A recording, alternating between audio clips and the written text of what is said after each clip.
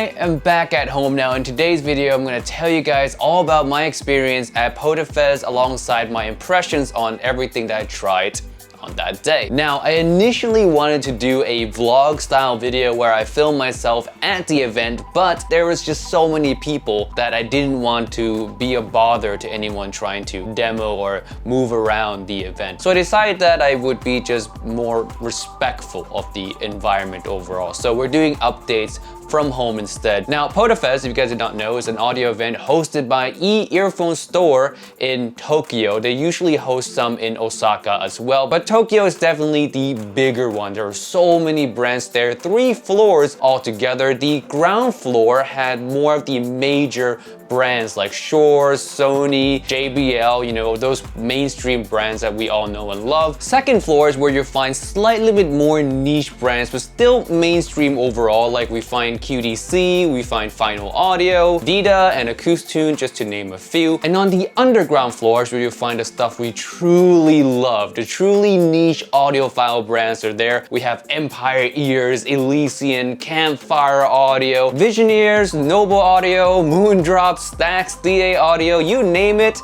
they're down there. So you can probably guess which floor I spend most of my time on. Now, to be honest, I didn't really try a lot of IEMs at Potafes, and that's because I live in Japan. I have earphones and audio stores all around me, so I can try any of these brands anytime I want. The purpose of going to Potafes was more so to meet friends and meet brand owners, talk, chill, and have a good time, and that's exactly what I did. But I did get my ears on a few things, so let's jump into those right now. Now, big disclaimer, of course, I demoed these at the convention. I didn't really get a lot of songs with it because I really don't want to be that person that sits for 5, 6, 10 songs and have people wait in line for hours. If you're one of those, by the way, you're taking way too long. So personally, I only listen to 1 to 2 songs maximum, or I switch around a lot of songs very rapidly just to get an impression on the IEM as quick as I can. The first IEM I tried was actually from a company that's known for their headphones more so than their IEM, and that IEM is called the Svanar by Hifiman. Yes, the creator of the Sasvara, the Aria, the Sundaras, you guys all know them. So this one I really didn't like all too much. I found the vocals to be very strange, like they're very uneven on the upper mid-range, a bit shouty, and also at the same time feel a little bit honky too. It's just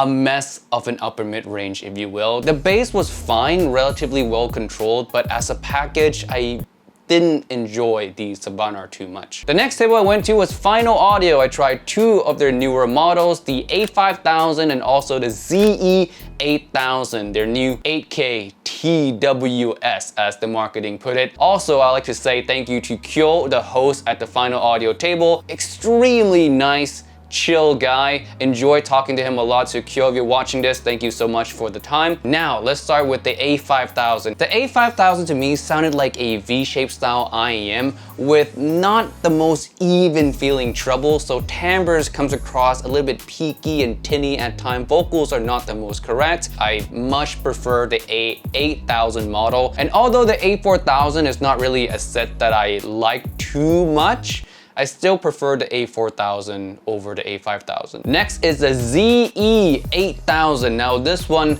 did not hit my preference in any given way at all. It was very, very bassy, warm. Vocals are basically much in the background. So you hear a lot of just uncontrolled bass. And that's pretty much it for the IEM. I don't really remember what the treble sounds like because I was distracted by the overwhelming amount of bass, or the tsunami of bass that's coming through here. So definitely need a lot more work on that model for sure. Next, I went to Astel and Kern to try their new Pathfinder IEM. Now, I've tried the Pathfinder in the past, but I don't really remember what it sounded like, so I went back to try again. Now, the first thing that stood out to me was the fact that it was shouty and also thin at the same time. Having tinny and also shouty vocals just immediately ruined it for me, especially an IEM at that price. You would want tuning to at least be good, pleasant sounding, right? The Pathfinder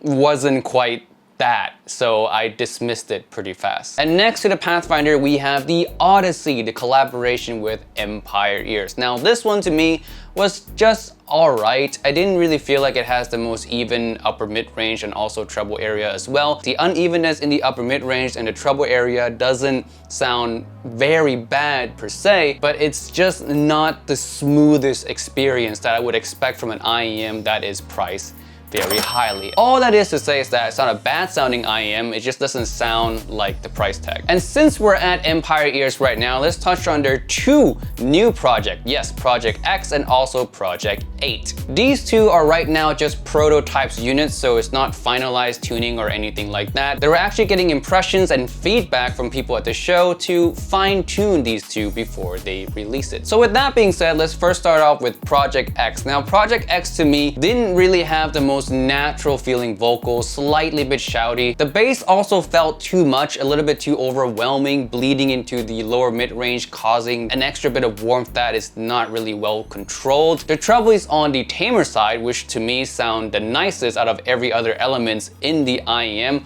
Overall, it needed a lot of work. I told Jack, the owner of Empire Ears, the same thing, is that I really didn't like Project X at all. It had a lot that it needs to fix, and I stand by it. Now, Project 8, or VII, for those of you who want to read that out loud, was much better. The bass was still on the heavier end, but much more controlled than on the X. Now the bass being a lot, I really don't mind because that's kind of the Empire Ears signature anyway. They like their bass, and the amount of bass that they have here really leans into their house sound, if you will, but it's nicely done, well controlled here, a little bit of warmth, but sounded good. The best part about the IEM, however, is that the upper mid-range, the vocals sounded correct. There are no weird peaks or unevenness or shoutiness or honkiness to be found whatsoever. The vocals were nice. The treble is still on the tamer side, so on the upper end here, it's just smooth through and through with a really nice, heavy, slightly bit warm bass to back everything up. Overall, a relaxing, bassy IEM that has very little that I could fault about. Next, let's move on to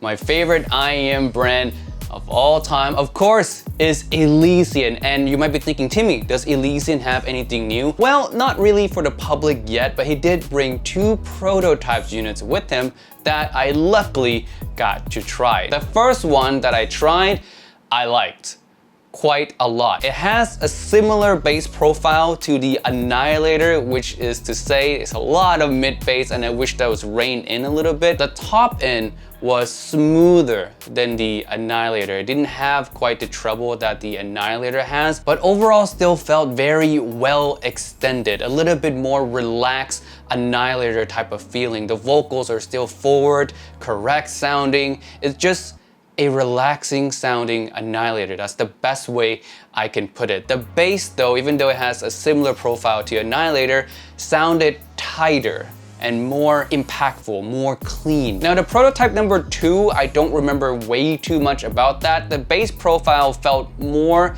in line with the Elysian X, that is to say a little bit less mid bass, more well controlled, more focused maybe on the sub bass from what I remembered. Overall, just sounded less impressive. Now, less impressive in this case, we're talking Elysian level of less impressive, right? It is still a great IEM, well-tuned and easily an endgame IEM, but in comparison to the other ones that I've tried from the brand, like the Annihilator, the prototype number 1, the Diva, the Gaia, it didn't quite have that wow factor, if you will, or just a less impressive overall than the other models. So prototype number 2, great IEM, just didn't really tug at my soul. Now the next IEM that I tried was the Tangzu Seishan Wu Heydey edition. Yes, the collaboration with HBB himself. Now this one I thought was good, better than the original. Of course, I didn't have the original with me to AB or anything, but I just felt like it has the same or similar smooth, good tuning that the original has, but maybe just a little bit cleaner, not as mushy sounding as the original, if you will. But yeah, excited to get that unit in, hopefully someday soon now, and give a proper review to you guys. And last but not least, in IEMs, I tried the cover IEM for the Potafes show itself, the ANW01X Midnight Grand Orchestra Edition, a collaboration TWS with the Hololive personality Suisei. And of course, since it's on the cover of Potafes, I decided why not? I should try what they're promoting. And to be honest, this was probably the strangest case of demoing for me because they made me listen to the TWS off of their iPad with their song selection, so I am not familiar with any of the songs on there, so I couldn't really pick out too many things when demoing. But from what I listened to, it felt like it didn't really have too many flaws, if you will. Like the bass was decently well controlled, it didn't sound bloaty or muddy. The vocals were tamer, they're not in the background, but they're tamer. Maybe a little bit bright in the timbre, but yeah, all in all, the track was a track that I didn't know, and that's all I could pick out. But I am tempted to just get a unit for myself and see how good it really is. All right, that was it for all that I tried at Potafes. Beyond IEMs, I also got to test a couple cables as well from Effect Audio. Special thanks to Soo-young and especially Jordan for the wonderful service and time there. It was probably my favorite table to sit at because it was just so chill, super friendly, had a nice talk about audio and their upcoming release in general. So thank you so much for the extra bit of time and care to explain everything to me. But yeah, I tried out their Centurion cable and another cable that is yet to be released, their prototype. You see an image or a video on screen for you guys right now. Same as always, you guys know my philosophy on cables, so we're not gonna touch further on that front. But the new cable looks nice. Now, beyond the realm of the event, I also had a great time in Tokyo. I spent some time with friends and fellow YouTuber Ted from Super Chonk. I spent some time with Bonbo as well. You guys know him from Discord. And overall, just had a wonderful time. Also meeting with the brand owners and managers, of course, just